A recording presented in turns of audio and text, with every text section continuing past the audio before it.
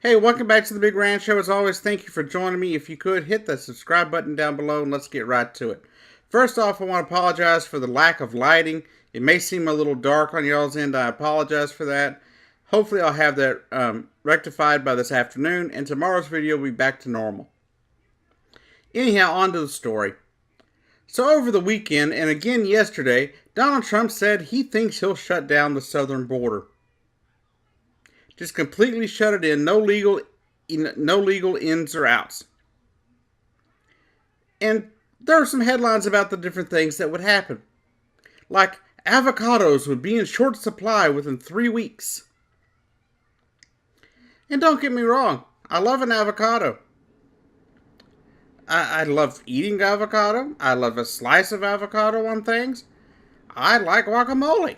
For crying out loud, I don't want to lose that. But I think we'd survive.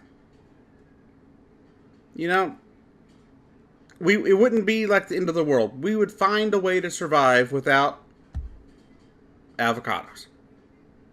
It would suck, but we could find a way to do it, right? So that's not really the big issue. But let's start with one issue. And that is shutting down the southern border in conjunction with the cuts to Guatemala, El Salvador, and Honduras that we made right before the weekend would create the exact crisis that Donald Trump has been pretending for the last 3 months exists.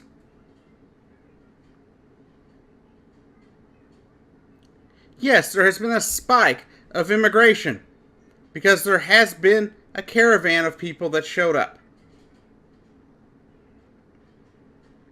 Most have been trying to enter the country legally through Donald Trump opening and closing legal ports of entry. But are there illegals coming through? Yes. Because we keep opening and closing legal ports of entry.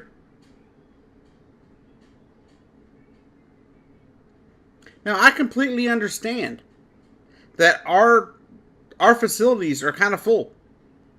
I understand that.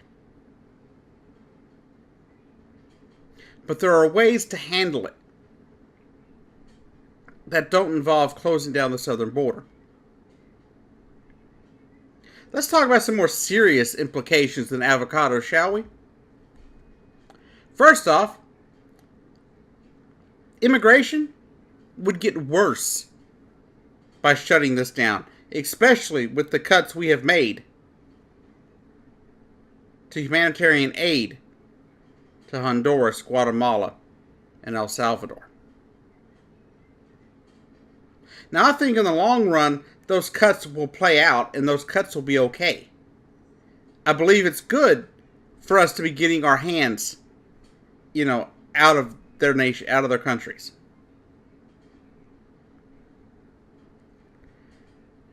But at the same time, in the short run, it's going to be a disaster and more people are going to try and leave these countries.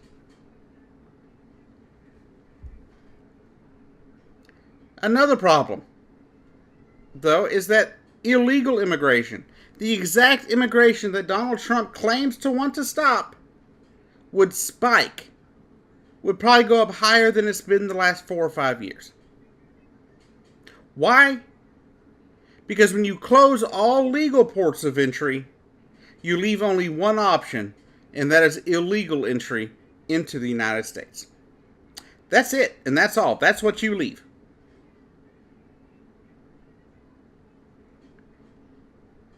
It's even worse than his idea of building a wall.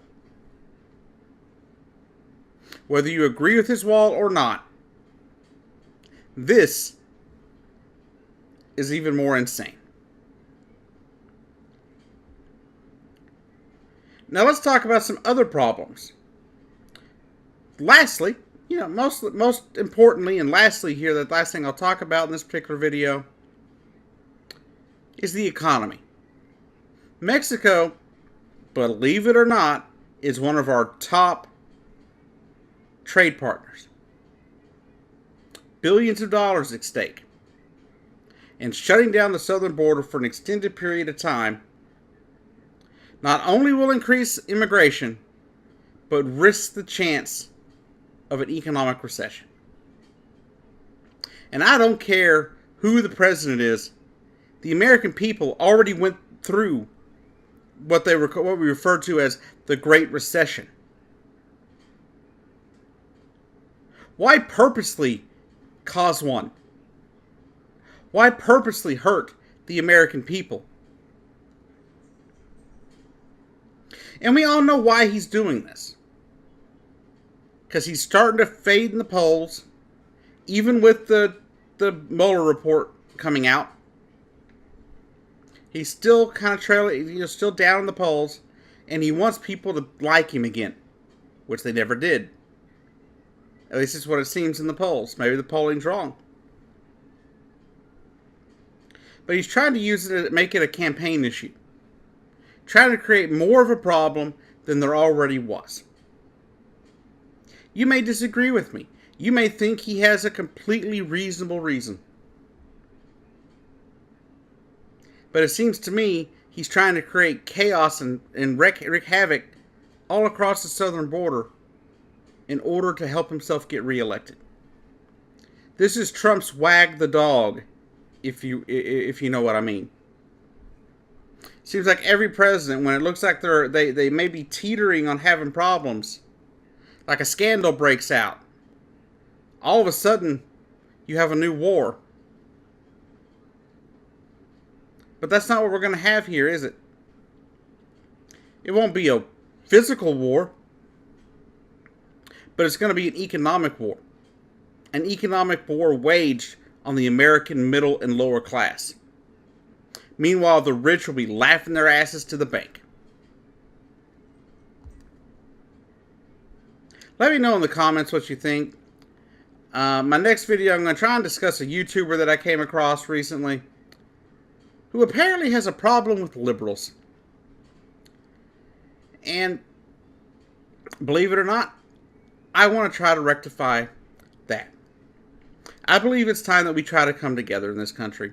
Whether or not we agree on Donald Trump, whether or not we like Donald Trump, whether or not you do or I don't, I think we have things we can agree on. So I'm going to put this out there to, I think his name was Uber Guy. And he's got makes a lot of valid points. He's very much a right-winger. Very much a Trump supporter.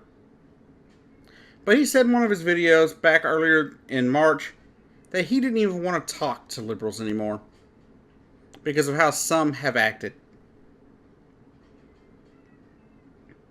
Even said in his video not to comment on his video if you're a lefty or liberal or whatever.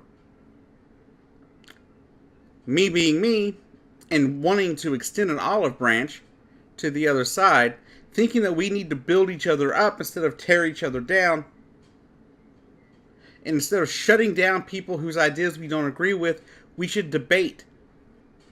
We should discuss. So, Uber Guy, if you're out there and you actually come across this video, hit me up on Twitter. My links are in the description below. But I think it's time that people like you and I, on opposite sides of the spectrum,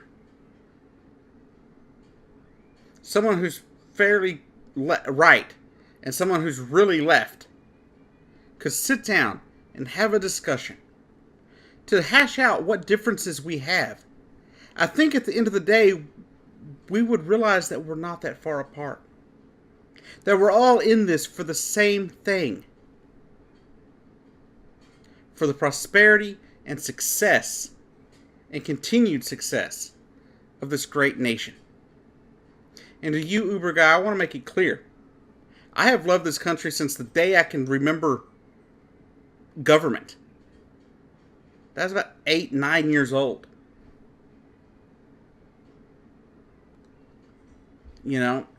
Before I really understood it all, I loved this country.